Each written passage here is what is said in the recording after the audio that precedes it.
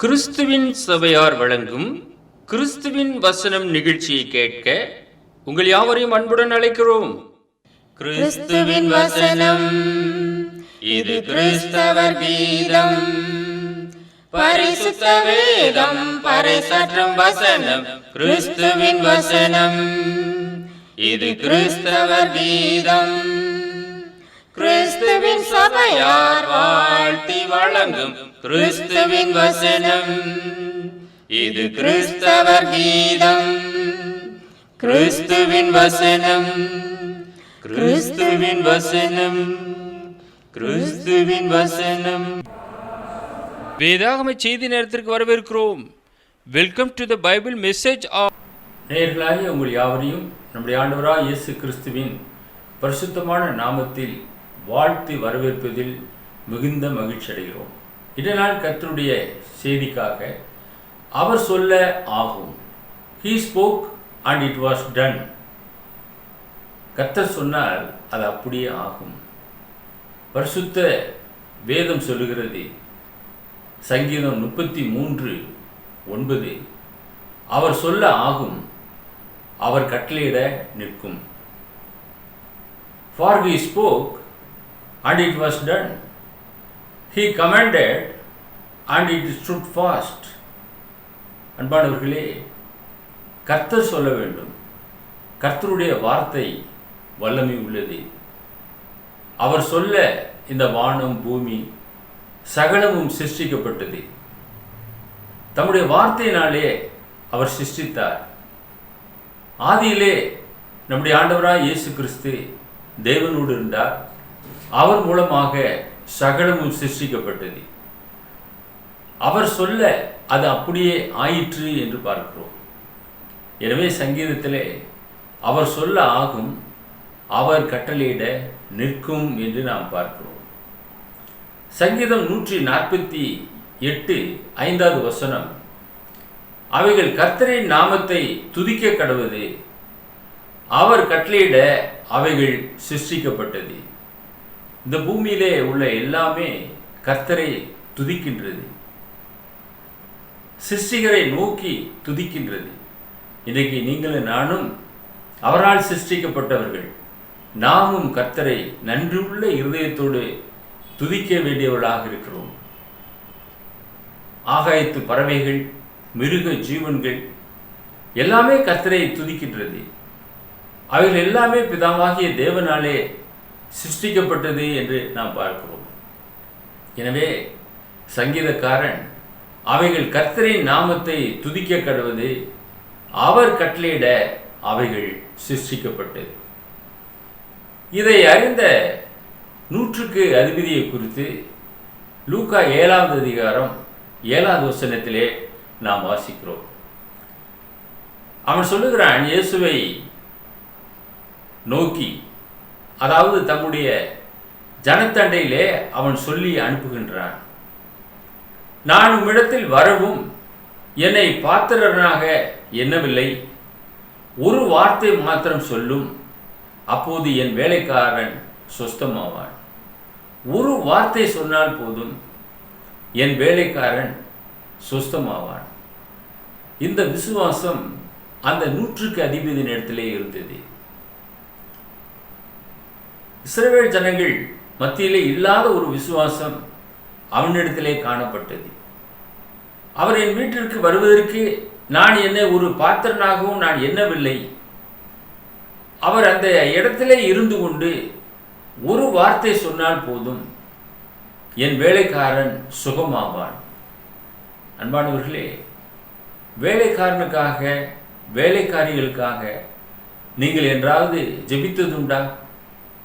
நமக்காக ஜெபம் பண்ணுவோம், நம்முடைய உறவினர்களுக்காக ஜெபம் பண்ணுவோம், தேவைகளுக்காக ஜெபம் பண்ணுவோம். ஆனால் வேலைக்காரர்களுக்காக என்றாவது நீங்கள் ஜெபித்ததுண்டா?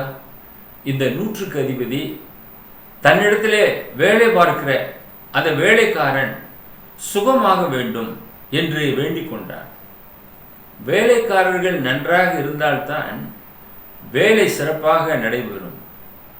ஆக வேலைக்காரருடைய சுகம் மிகவும் முக்கியம்.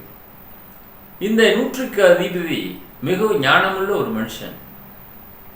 தன்னுடைய வேலைக்காரனுக்காக இயேசுவினிடத்திலே வேண்டிக் கொண்டார்.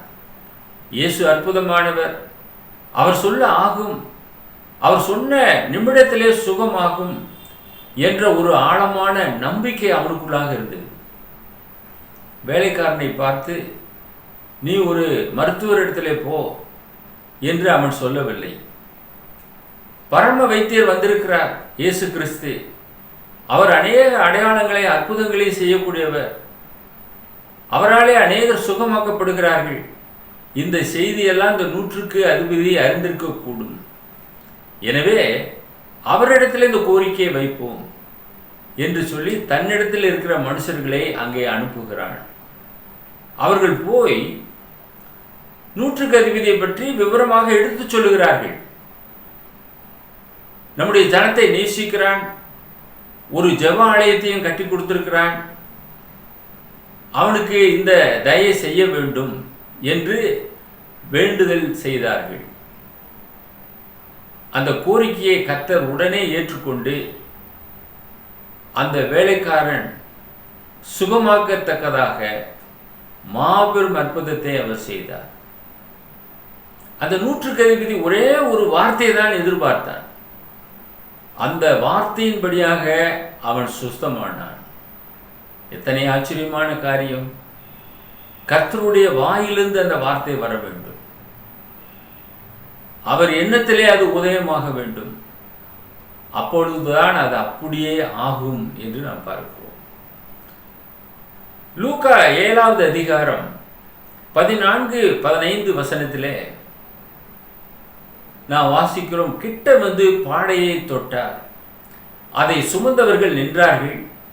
அப்பொழுது அவர், வாலிபனே எழுந்திரு என்று உனக்கு சொல்லுகிறேன் என்றார். மரித்தவன் எழுந்து உட்கார்ந்து பேசத் தொடங்கினான். அவனை அவன் தாயினிடத்தில் ஒப்புவித்தார். ஒரே ஒரு மகன், அந்த மகனும் இறந்து போய்விட்டான். அவளோ கைம்பெண், ஒரு விதவை. அந்த வாலிபனை அடக்கம் செய்வதற்காக அங்கே தூக்கி கொண்டு வருகிறார்கள்.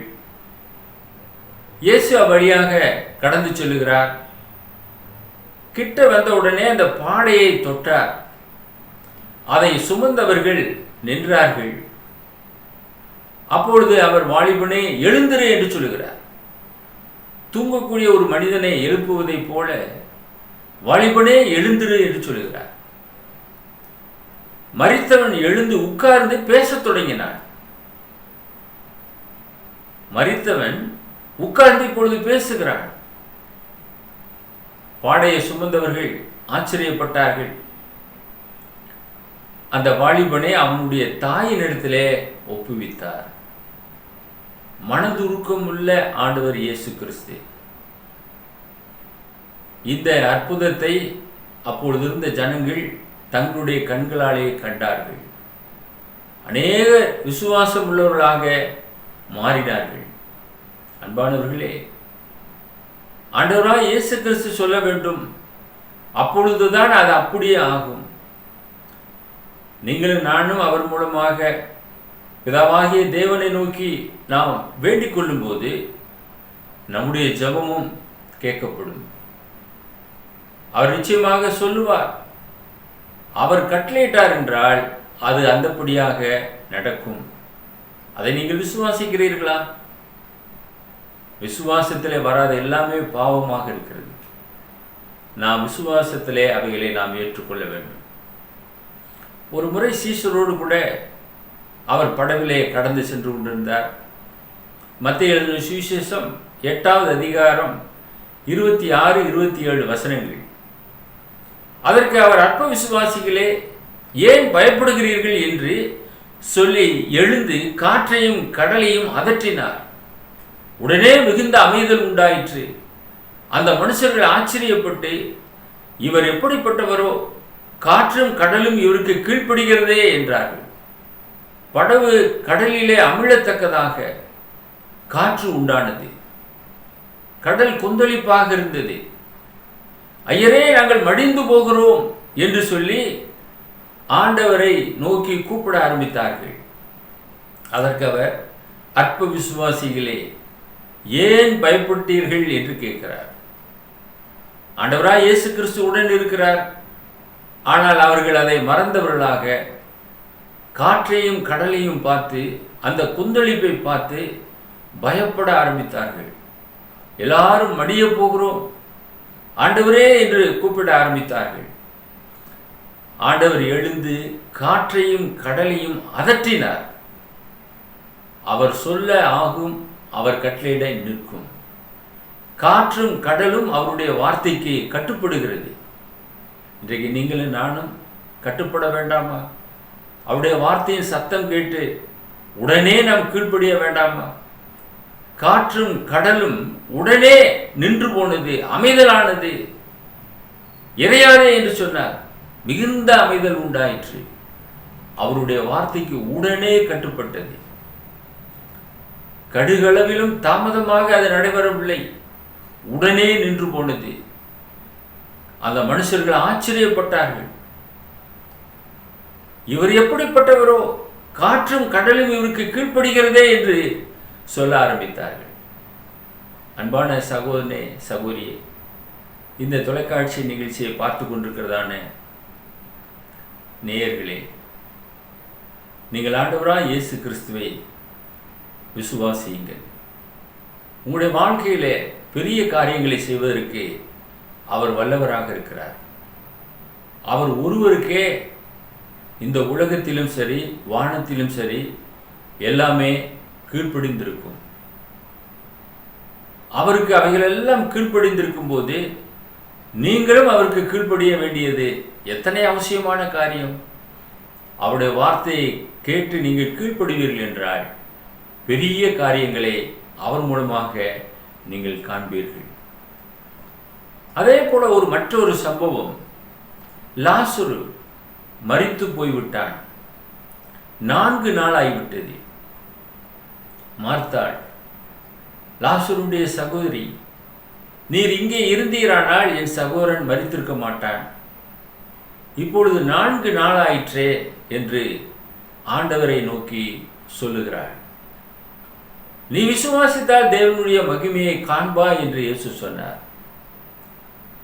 கல்லறையிடத்துக்கு அங்கே கடந்து சொல்லுகிறார். யோவான் 11வது அதிகாரம் 43-44 வசனங்கள். இவைகளை சொன்ன பின்பு லாசருவே வெளியே வா என்று உரத்த சத்தமாய் கூப்பிட்டார். அப்பொழுது மரித்தவன் வெளியே வந்தான். அவன் கால்களும் கைகளும் பிரேத சீலைகளினால் கட்டப்பட்டிருந்தது. அவன் முகமும் சீலையால் சுற்றப்பட்டிருந்தது. இயேசு அவர்களை நோக்கி, இவனை கட்டவிழ்த்து விடுங்கள் என்றார். 4 நாளான லாசருவை உயிரோடு கூட எழுப்பினார். மரித்து போய் 4 நாளாகிவிட்டது. அவனுடைய சகோதரி நாருமே என்று சொல்லுகிறாள். ஆனால் இயேசு கிறிஸ்து கல்லறையிடத்தை கடந்து சென்று தூங்கக்கூடிய ஒரு மனுஷனை எழுப்புவதை போல லாசருவே வெளியே வா என்று உரத்த சத்தமாய் கூப்பிட்டார். அப்பொழுது லாசரு வெளியே வருகிறான். பிரேத சீலைகளினாலே அவனுடைய பாடி முழுவதுமாக கட்டப்பட்டிருந்தது. அவன் முகமும் சீலையால் சுற்றப்பட்டிருந்தது. இயேசு அவர்களை பார்த்து, இவனை கட்டவிழ்த்து விடுங்கள் என்றார். ஒரு முறை இயேசுவோடு பந்தி இருந்தவர்களிலே அவன் ஒருவனாக இருந்தான். வெகு நாள் உயிரோடு கூட இருந்தான்.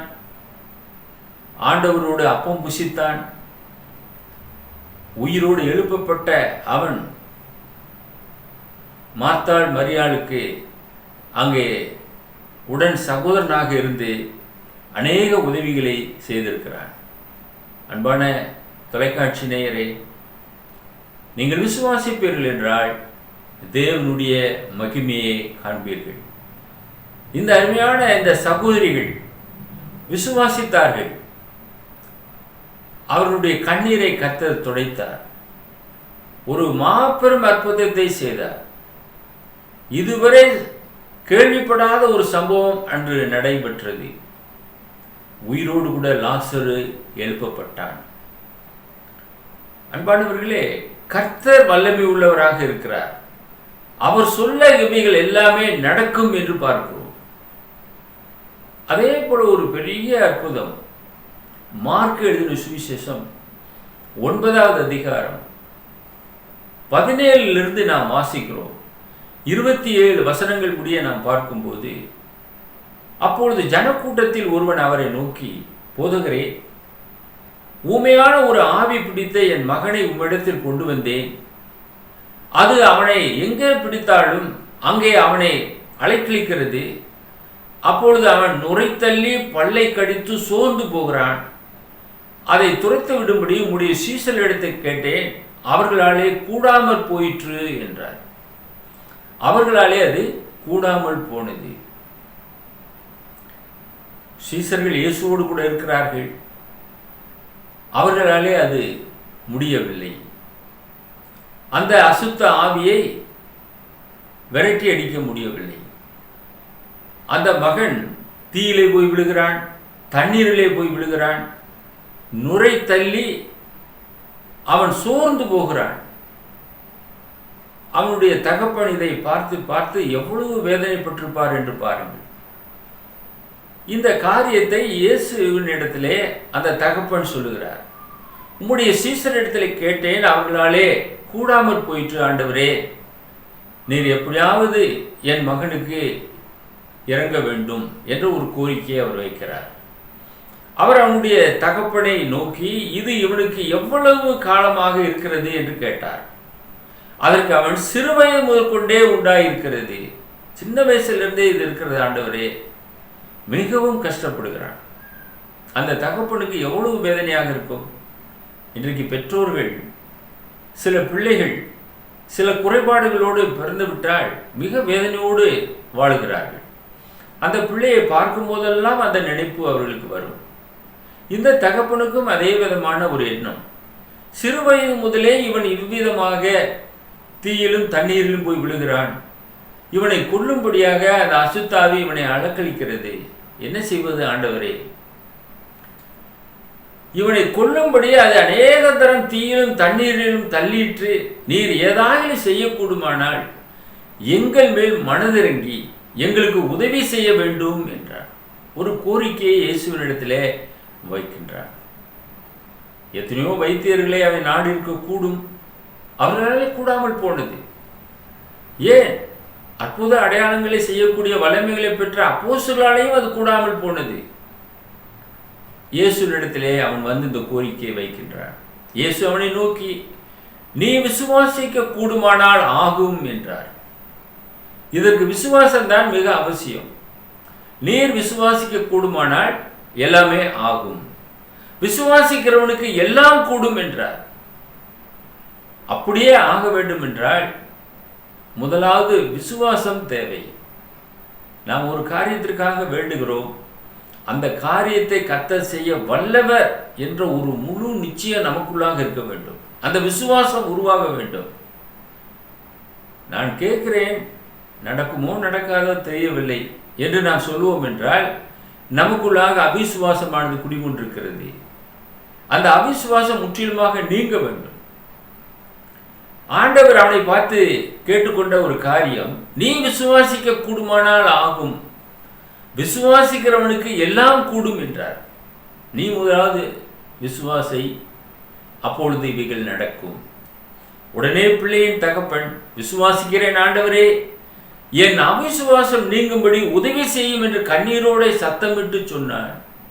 அதை அப்படியே ஏற்றுக்கொள்ளுகிறேன் ஆண்டவரே, விசுவாசிக்கிறேன், ஆனால் என்னுடைய அவிசுவாசம் நீங்கும்படி எனக்கு உதவி செய்யும். அப்ப இவனுக்குள்ளாக ஒரு அவிசுவாசம் உருவாக கூடும் என்ற எண்ணம் அவனுக்குள்ளாக இருந்தது. எனவே என்னுடைய அவிசுவாசம் என்னிலிருந்து நீங்கும்படி உதவி செய்யும். அதையும் கர்த்தர் நீக்க வல்லவராக இருக்கிறார். எவ்வளவு பெரிய ஆண்டவர் என்று பார்த்தீர்களா? நம்முடைய விசுவாசத்தை துவக்குகிறவரும் அவர்தான், அந்த விசுவாசத்தை முடிக்கிறவரும் அவர்தான். நமக்குள்ளாக விசுவாசம் எப்படி வருகிறது? நமக்குள்ளாகவே வந்து விடுகிறதா? இல்லையே. அந்த விசுவாசத்தை துவக்கக்கூடியவரே அவர்தான். அதையெல்லாம் அறிந்த இந்த தகப்பன் சொல்லுகிறான், என் அவிசுவாசம் நீங்கும்படி எனக்கு உதவி செய்யும். அதுக்கும் அவர் உதவி செய்கிறார். நீ அவிசுவாசியாக இருக்கின்றாய், உனக்கு நான் எதுவும் செய்ய முடியாது என்று அவனை அனுப்பிவிடவில்லை. அந்த கோரிக்கையும் கர்த்தர் ஏற்றுக்கொள்ளுகிறார். இதுதான் ஆண்டவர், ஒருவரையும் புறம்பே தள்ளாதவர். நம்முடைய நீதி நியாயங்களை பார்ப்பார் என்றால் ஒரு மனிதன் கூட இல்லை. எல்லோருமே பாவம் செய்து தேவ மகிமை அற்றவர்களானோம். நம்மீது கிருபையாய் இறங்கினார் தேவன். பாவிகளை ரட்சிக்கத்தான் கிறிஸ்து இந்த உலகத்திலே வந்தார். நீதிமான் ஒருவனாகிலும் இல்லை, எல்லோருமே பாவிகள். எனவே இந்த தகப்பன் சொல்கிறபடியாக அவிசுவாசம் நமக்குள்ளாக ஒட்டி கொண்டுதான் இருக்கிறது. அது நீங்கும்படி நாம் வேண்டிக் கொள்ள வேண்டும். அதைத்தான் அவன் கேட்டான் என்று கண்ணீரோடே சத்தமிட்டு சொன்னான். அப்பொழுது ஜனங்கள் கூட்டமாய் ஓடி வருகிறதை இயேசு கண்டு அந்த அசுத்த ஆவியை நோக்கி, ஊமையும் செவிடுமான ஆவியை இவனை விட்டு புறப்பட்டு போ, இனி இவனுக்குள்ளாக போகாதே என்று உனக்கு கட்டளையிடுகிறேன் என்று அதட்டினார். அப்பொழுது அது சத்தமிட்டு அவனை மிகவும் அலைக்கழித்து புறப்பட்டு போயிற்று. அவன் செத்து போனான் என்று அநேகர் சொல்லத்தக்கதாக செத்தவன் போல் கிடந்தான். இயேசு அவன் கையை பிடித்து அவனை தூக்கினார். உடனே அவன் எழுந்திருந்தான்.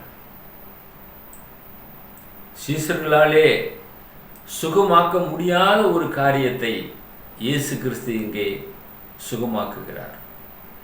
அவர் சொல்ல ஆகும், அவர் கட்டளையிட அவைகள் வெளியேறும். அசுத்த ஆவியை வெளியே அனுப்புகிறார். அவருடைய சமூகத்திலே அசுத்த ஆவிக்கு இடமில்லை. அவர் முன்பாக நிற்பதற்கு அதுக்கு தகுதி இல்லை. அவைகளை சிலுவையிலே ஜெயித்தார். பிசாசை சிலுவையிலே ஜெயித்தார். இயேசு அவன் கையை பிடித்து அவனை தூக்கிவிட்டார். அவன் எழுந்திருந்தான். இப்பொழுது அவன் முற்றிலுமாக சுகமாக்கப்படுகிறான். அந்த தகப்பனுக்கு எவ்விதமான ஒரு சந்தோஷம் உண்டாயிருக்கும் என்பதை எண்ணி பாருங்கள். மிகவும் சந்தோஷப்பட்டிருப்பான். சீசர்களாலே கூடாத காரியம் இயேசுவினாலே கைகூடி வந்ததே. இப்பொழுது என் மகன் ஆரோக்கியமாக இருக்கின்றான், மிக நன்றாக இருக்கின்றான் என்ற ஒரு சந்தோஷத்தோடு அவர் கடந்து சென்றிருப்பார். அன்பான தொலைக்காட்சி நேயரே, கர்த்தருடைய வார்த்தை வல்லமை உள்ளது. அது அவர் சொல்ல வேண்டும். அப்பொழுதுதான் அது அப்படியே ஆகும். அவரை நோக்கி பாருங்கள். அவருடைய சத்தம் கேட்கும் ஆடுகளாக நீங்கள் மாறுங்கள். வெளிப்படுத்தின விசேஷம் 3வது அதிகாரம் 7வது வசனம், பிலதெல்பியா சபையின் தூதனுக்கு சொல்லப்பட்டது என்னவென்றால், பரிசுத்தமுள்ளவரும் சத்தியமுள்ளவரும் தாவீதின் திறவுகோலை உடையவரும் ஒருவரும் பூட்டக்கூடாதபடி திறக்கிறவரும் ஒருவரும் திறக்கக்கூடாதபடி பூட்டுகிறவருமாய் இருக்கிறவர் சொல்லுகிறதாவது, ஊமையன் பேசினான், அவனுடைய கட்டுகள் கட்டவிழ்க்கப்பட்டது, ஒருவரும் திறக்கக்கூடாதபடி அவர் பூட்டக்கூடியவர் ஆண்டவராய் இயேசு கிறிஸ்து. ஒருவரும் பூட்டக்கூடாதபடி அவர் திறக்கிறவராக இருக்கிறார். அவர் தாவீதின் திறவுகோலை உடையவராக இருக்கிறார். அவருடைய வல்லமை அந்த காரியங்களை செய்தது. பேதுருவை பிடித்து சிறைச்சாலையிலே போட்டார்கள். அங்கே ஒரு தேவதூதனை எழுப்பி அவனை தட்டி எழுப்பி அழைத்து கொண்டு வந்தார். பூட்டப்பட்டிருக்கிறது பத்திரமாக. ஆனால் பேதுரு வெளியே வந்து விட்டார். அதே போல அப்போஸ்தலரை பிடித்து சிறைச்சாலையிலே வைத்தார்கள். அவர்கள் எல்லாம் விடுதலை செய்து, நீங்க போய் கர்த்தருடைய வார்த்தையை பிரசங்கியுங்கள். அங்கே சிறைச்சாலை கதவுகள் பத்திரமாக பூட்டப்பட்டிருந்தது. காவலாளிகள் காத்து கொண்டிருந்தார்கள். அந்த பூட்டை திறக்கக்கூடிய வல்லமே ஆண்டவராகிய இயேசுவின் இடத்தில் இருக்கிறது. ஏனென்றால் அவர் தாவீதின் திறவுகோலை உடையவர், பரிசுத்தம் உள்ளவர், சத்தியம் உள்ளவர். நீங்கள் நானும் பரிசுத்தமுள்ள ஆண்டவர் இயேசுவை நாம் பின்பற்றுகிறோம். சத்தியமுள்ள இயேசுவை நாம் பின்பற்றுகிறோம். அவரே சத்தியமாக இருக்கிறார். அவருடைய வசனமே சத்தியமாக இருக்கிறது. அதை நீங்கள் விசுவாசிக்கிறீர்களா? அவராலே எல்லாமே கூடும். அவருடைய சமூகத்திலே உங்களை ஒப்புக் கொடுங்கள். அவரால் கூடாத ஒரு காரியமே இல்லை. அவரால் எல்லாமே கூடும் என்று பார்க்கிறோம். கடைசியாக மரியாளுக்கு தேவதூதன் சொன்ன ஒரு காரியம் என்ன? லூக்கா 1வது அதிகாரம் 37வது வசனம். தேவனாலே கூடாத காரியம் ஒன்றுமில்லை என்றான். For with God nothing shall be impossible. தேவனாலே கூடாத காரியம் ஒன்றுமில்லை. அவராலே எல்லாமே கூடும். இதை தேவதூதன் சொன்னான். மரியாள் இது எப்படி ஆகும் என்று கேட்டாள். நான் ஒரு கன்னி ஆயிற்றே, தேவனாலே எல்லாமே கூடும். அதை அப்படியே ஏற்றுக்கொண்டாள், விசுவாசித்தாள். ஸ்திரீகளுக்குள்ளே ஆசீர்வதிக்கப்பட்ட ஒரு பெண்ணாக அவள் மாற்றப்பட்டாள். அது கர்த்தராலே கூடும், அது கர்த்தராலே ஆயிற்று. தேவதூதன் சொன்னபடியாக அவளுக்கு நடந்தது என்று நாம் பார்க்கிறோம். அன்பான சகோதரனே, சகோதரியே, தொலைக்காட்சி நேயரே, அவராலே எல்லாமே கூடும் என்று பார்க்கிறோம். அவரால் கூடாத காரியம் ஒன்றுமே இல்லை. எல்லாமே அவராலே சிருஷ்டிக்கப்பட்டது. அவர் சொல்ல வானம், பூமி, நட்சத்திரங்கள் எல்லாமே உண்டாக்கப்பட்டது. 6 நாளும் அவருடைய வார்த்தையினாலே சிருஷ்டித்தார். எத்தனை அற்புதமான காரியம்! இன்றைக்கு ஆதாம் முதல் இன்று வரைக்குமாக எவ்வளவோ ஜெனரேஷன் வாழ்ந்து கொண்டிருக்கிறது. எவ்வளவோ கட்டடங்களை கட்டி கொண்டிருக்கிறார்கள். எவ்வளவோ பூமியிலிருந்து எடுத்துக்கொண்டிருக்கிறார்கள். ஏதாவது நிறை குறைவாக இருக்கிறதா? பூமி கொடுத்து கொண்டே இருக்கிறது. அத்துணை ஜனங்களுக்கு தேவையான ஆசீர்வாதங்களை வானம் பரிசித்துக் கொண்டே இருக்கிறது. பூமி பலனை கொடுத்து கொண்டே இருக்கிறது. அற்புதமான தேவனுடைய வார்த்தையினாலே இவைகள் எல்லாமே உண்டாக்கப்பட்டது. அவர் சொல்ல அப்படியே உண்டானது. இன்று வரை பூமி சுழன்று கொண்டிருக்கிறது. இன்று வரை சூரியன் உதித்துக் கொண்டிருக்கிறது. எத்தனை அற்புதமான காரியம்! இந்த பூமியிலே உண்டாக்கப்பட்ட எல்லாமே கர்த்தரை துதித்துக் கொண்டிருக்கிறது. எல்லாமே கர்த்தரை துதிக்கிறது. எல்லாமே கர்த்தருடைய வார்த்தைக்கு கட்டுப்பட்டதாக இருக்கிறது. அவர் சொல்ல காற்றும் கடலும் அமைதலாக அப்படியே நின்றது. இன்றைக்கு நீங்களும் நானும் அவருடைய வார்த்தையின் சத்தத்தை கேட்கிறோம். உடனே நாம் கீழ்ப்படிய வேண்டும். அதை நாம் அப்படியே ஏற்றுக்கொண்டு அதன்படியாக நம்மை மாற்றி அமைத்துக் கொள்ள வேண்டும். இன்றே உங்களை கர்த்தருடைய சமூகத்திலே ஒப்புக் கொடுப்பீர்களா? இதுவரை ஒருவேளை நீங்கள் கர்த்தருடைய சத்தத்தை கேட்காதவர்களாக இருக்கலாம். இன்று நீங்கள் கேட்டுக்கொண்டிருக்கிறீர்கள். அதற்கு உடனே உங்களை ஒப்புக் கொடுங்கள். உங்களுடைய வாழ்க்கையிலே நீங்கள் கர்த்தரை நோக்கி கூப்பிடும்போது அவர் அந்த சத்தத்தை கேட்டு 100க்கு அதிபதியினுடைய வேலைக்காரனுக்கு இறங்கின தேவன் உங்களுக்கும் இரக்கம் செய்வார். நீங்களும் அவருடைய சமூகத்திலே அதிகமான நன்மைகளை பெற்றுக்கொள்வீர்கள். உங்களுக்காக, உங்களுடைய குடும்பத்திற்காக நாங்கள் பாரத்தோடு ஜெபம் பண்ணுகிறோம். எங்களை நேசித்து வழிநடத்துகிற பரலோகத்தின் பிதாவே, நீர் சொல்ல ஆகும், நீர் கட்டளையிட நிற்கும். அதை நாங்கள் விசுவாசிக்கிறோம். உம்மாலே உண்டாக்கப்பட்ட நாங்கள் உம்மை நாங்கள் துதிக்கிறோம், ஸ்தோத்திரிக்கிறோம். இந்த நிகழ்ச்சியை பார்த்து கொண்டிருக்கிற அருமையான நேயர்களும் உம்மை நோக்கி வேண்டிக் கொள்ளும் போது அதிகமான நன்மைகளை அவர்களுக்கும் தந்தர வேண்டுமாய் எங்கள் அன்பின் ஆண்டவர் இயேசு கிறிஸ்துவின் மூலமாக இந்த ஜெபத்தை தாழ்மையோடு ஏறெடுக்கிறோம் எங்கள் பரலோகத்தின் பிதாவே, ஆமென். அவர் சொல்ல ஆகும், அவர் கட்டளையிட நிற்கும்.